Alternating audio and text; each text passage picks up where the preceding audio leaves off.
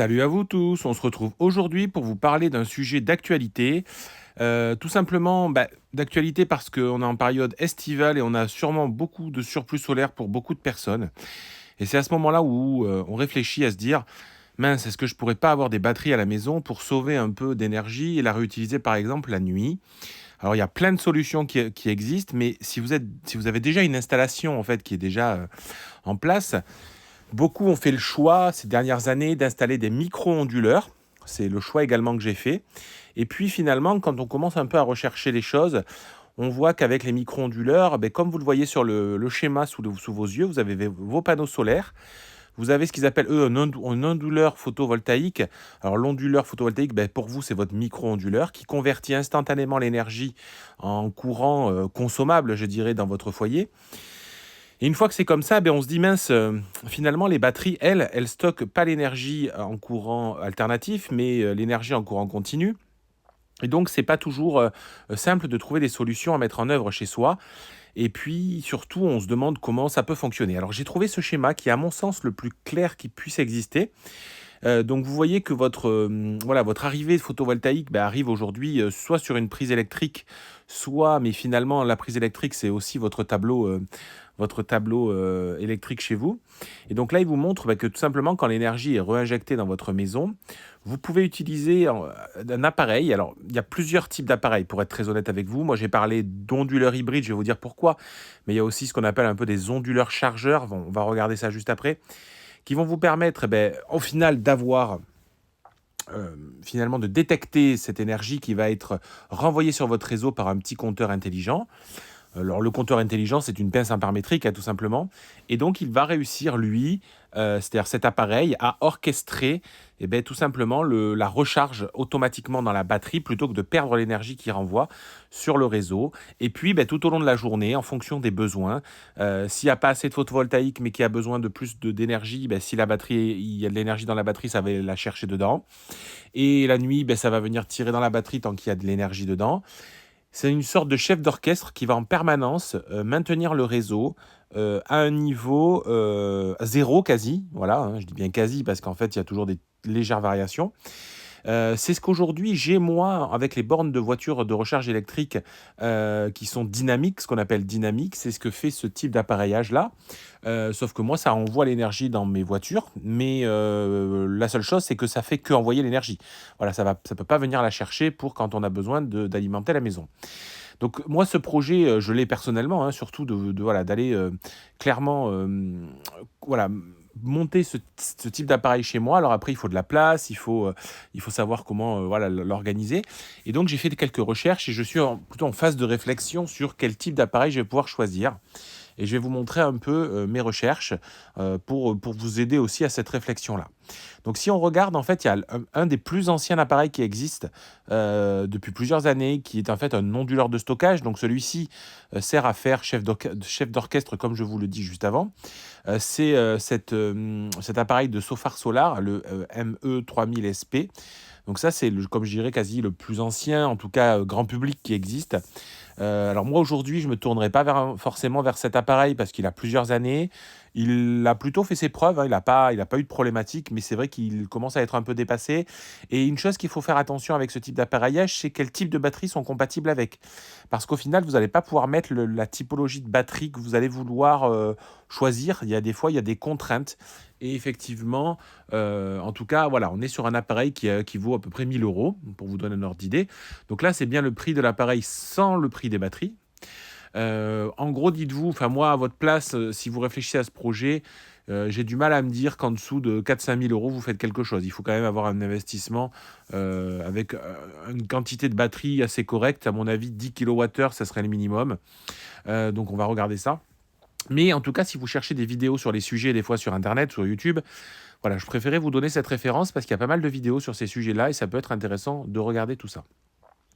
Ce qui est un peu plus à la mode aujourd'hui et plus récent, c'est la marque Oil Miles, qui est une marque qui fait beaucoup de micro-onduleurs et qui s'est aperçu aussi que finalement, il allait en manquer un peu. Il allait manquer en fait une pièce qui allait pouvoir demain venir gérer cette partie-là. Alors celui-ci que je vous montre, c'est pas le même schéma que le premier. Et c'est pour ça que moi je parle plutôt d'hybride, parce que j'imagine que si demain on voulait faire évoluer aussi son installation à la maison, il faudrait quand même avoir d'autres options et parfois, je vous avoue que je me dis: «Oh, c'est dommage que j'ai mis des micro-onduleurs, j'aurais directement mis un onduleur hybride». Je me prendrais pas en gros la tête avec tout ça. Mais bon, c'est un fait, on a fait comme ça, beaucoup de gens ont fait comme ça. Parce que celui-ci, c'est le même que le premier que je vous ai présenté avant, sauf que comme vous voyez, il y a l'arrivée de vos onduleurs, micro-onduleurs, mais vous pouvez aussi finalement rajouter des panneaux solaires en entrée directe. C'est-à-dire que vous pouvez acheter le panneau seul, sans micro-onduleur, et brancher le panneau directement sur cet appareil qui lui aussi va convertir l'énergie.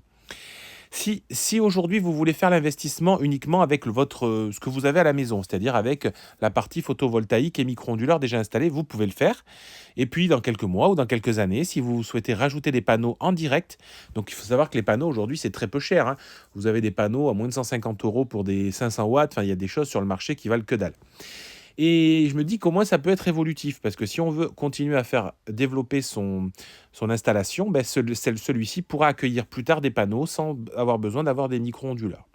Alors c'est une idée, c'est ma réflexion personnelle, mais moi voilà, je pense que si un jour je devais acheter ce type d'appareillage-là, j'achèterais celui qui est le plus polyvalent et qui peut le mieux gérer toutes les options.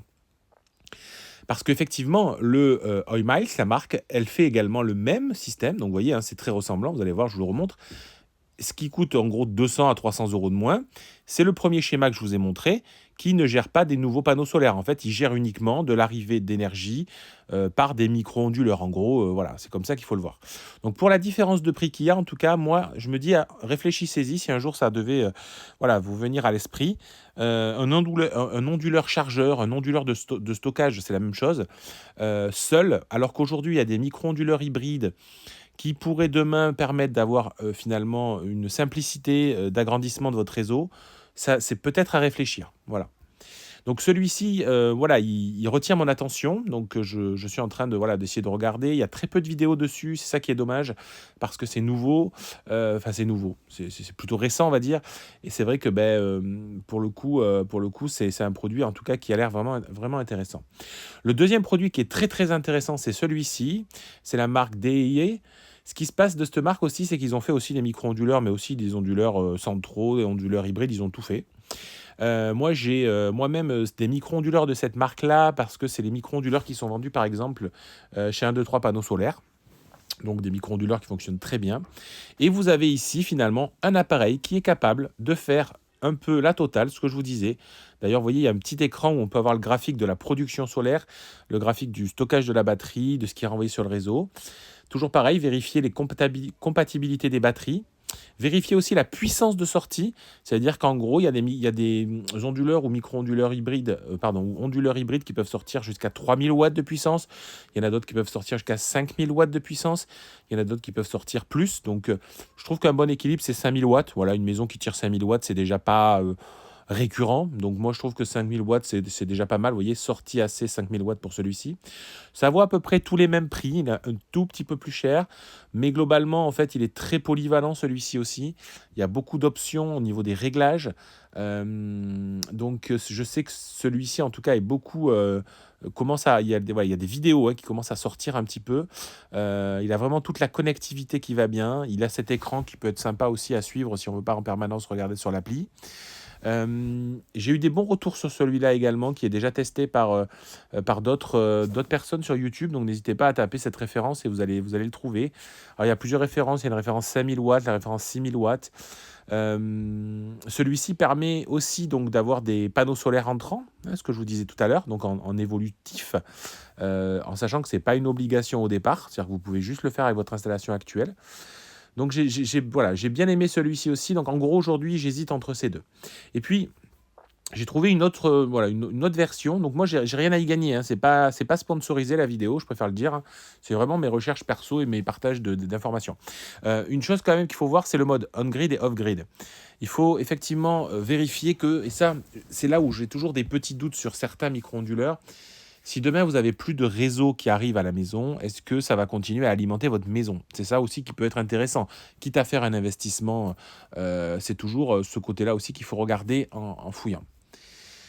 J'ai aussi donc trouvé sur ce site, mon kit solaire, des packs assez intéressants, 5000 euros, 10 kWh avec ben là, c'est effectivement un pack convertisseur-chargeur. Donc là, vous ne pouvez pas faire évoluer avec des panneaux solaires.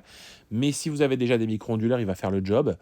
Donc on est pareil, on est sur la capacité, ça c'est les batteries qui sont fournies avec, c'est des packs de batteries de 5 kWh, en sachant que la puissance de sortie, là on est qu'à 3000 watts. Donc on est plutôt sur un produit, je ne vais pas dire d'entrée de gamme, mais un peu moins évolué. Mais en tout cas, voilà, il y a des solutions qui sont fournies un petit peu plus plug and play, si vous voulez.